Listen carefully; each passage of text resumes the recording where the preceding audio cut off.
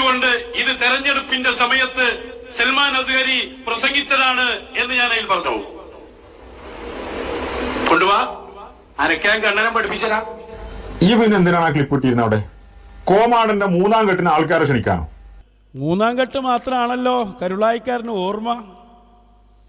എന്താ അയിമ മാത്രം ഒരു കെട്ടിക്കൊടുക്ക് കഥ. പിന്നെ അതിലേക്കൊന്നും പോയി ഞാൻ കിടക്കണില്ല.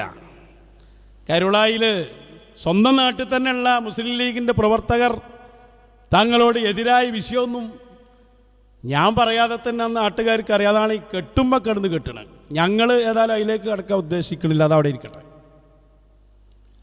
അവ പറഞ്ഞു വന്നത് എന്തിനാണ് ആ ക്ലിപ്പ് ഇട്ടതെന്നല്ലേ. ആ ക്ലിപ്പ് ഒരു ആമായി പൊതുവായി നിങ്ങൾ സ്വാദിഖ് അലി ശിഹാബ് തങ്ങളെയും അവരെ പിന്തുടരുന്ന ആളുകളെയും പ്രത്യേകിച്ച് ജബ്ബാർ ഹാജിയെ പോലെയുള്ളവരെ നിരന്തരം വേട്ടയാടുന്നുണ്ട് എന്ന് തെളിയിക്കാൻ.